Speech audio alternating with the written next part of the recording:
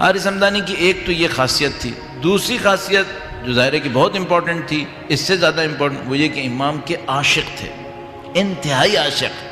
ایک واقعہ بہت نفیس واقعہ بیان کرتے ہیں، کہتے ہیں کہ دوپہر کا وقت تھا، بہت سخت گرمی تھی۔ اب پتہ نہیں وہ حجاز میں جو گرمی پڑتی ہے وہ ابھی بھی کم نہیں پڑتی، اس زمانے میں اس وقت کیا گرمی پڑ رہی ہوگی کہ بہت سخت گرمی تھی، اور امیر المومنین کے گھر تشریف لے آئے حارث ہمدانی۔ دوپہر کے وقت میں، سخت گرمی کے وقت میں جب لوگ گھر سے باہر نہیں نکلتے، وہ امیر المومنین کے گھر پر آئے۔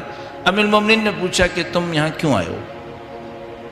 اب پوچھا کہ کیوں آئے ہو تو کہا کہ نہ میں کچھ لینے آیا ہوں، یعنی کوئی وجہ نہیں ہے جس میں میری مثلاً کوئی ضرورت ہے جس کو میں پورا کرنے کے لیے آیا ہوں، صرف آپ کی محبت مجھے کھینچ کے لائی ہے، آپ کا دیدار مجھے کھینچ کے لایا ہے۔ اچھا ظاہر ہے کہ یہ دو شہر میں رہنے والے نہیں ہیں کہ مثلاً بچھڑے ہوئے مہینوں گزرے ہوں گے، ہفتوں گزرے ہوں گے، نہیں، صبح کو شاید دیکھا ہوگا مسجد کے اندر، لیکن پتہ نہیں ان کے اندر کیا طلب اٹھی کہ وہ دوپہر کے وقت میں امیر المومنین کے گھر پر آئے۔ کہا میں کسی وجہ سے نہیں آیا ہوں، صرف آپ کو دیکھنے کے لیے آیا ہوں، آپ کی زیارت کرنا چاہتا تھا۔ امیر المومنین نے اس موقع کے اوپر ایک روایت ارشاد فرمائی، بہت تاریخی روایت۔ امیر المومنین نے فرمایا کہ اگر تم صرف اس محبت میں میرے پاس آئے ہو کہ مجھے دیکھنا چاہتے ہو تو میں 3 جگہوں پہ تمہارے پاس آؤں گا، 3 جگہوں پہ میں تمہارے پاس آؤں گا۔ ایک اس وقت جب تمہاری سانسیں حنجرے پہ پہنچی ہوئی ہوں گی، جب تم لبے مرگ ہوگے میں تمہارے پاس آؤں گا۔ فرمایا ایک اس وقت آؤں گا جب تم محشر صراط پر ہوگے، جب تم پل صراط پہ چلنے لگو گے میں اس وقت آؤں گا تمہارے پاس۔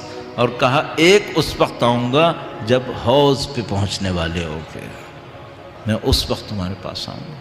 اگر تم میری محبت میں آئے ہو میں تمہاری محبت میں اتنا آؤں گا۔ اللہ، کہاں حارث ہمدانی، کہاں ہم، کہ وہ فضل کرنے والے ہیں، وہ بخشنے والے ہیں، وہ نوازنے والے ہیں۔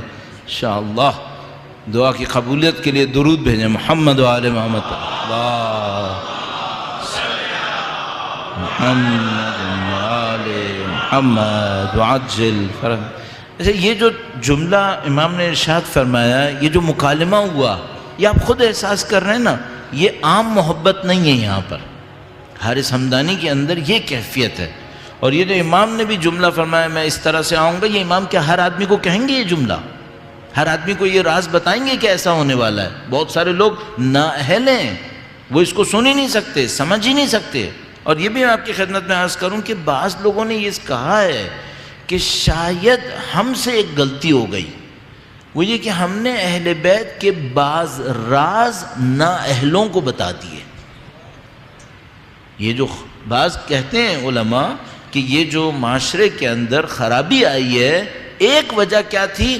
ہم نے راز سنبھالے نہیں، جو ہمیں راز سنبھال لینے چاہیے تھے وہ ہم نے نااہلوں کو بتا دیا۔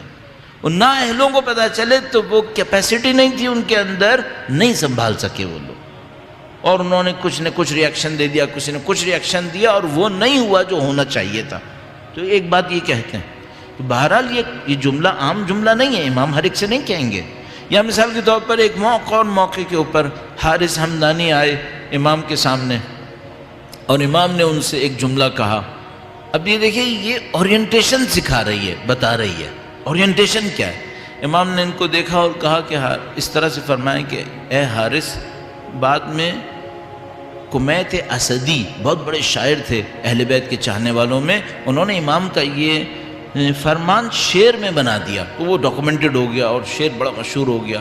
اور امام نے فرمایا اے حارث، کوئی مرنے والا مجھے دیکھے بغیر نہیں مرے گا، کوئی مرنے والا مجھے دیکھے بغیر نہیں مرے گا۔ چاہنے والا ہوگا تو میرا دیدار اسے سکون دے گا، دشمن ہوگا تو میرا دیدار عذاب دے گا۔ کوئی مرنے والا مجھے دیکھے بغیر نہیں مرے۔ مولا سب کو اچھی خوبصورت پاکیزہ زیارت نصیب فرمائے۔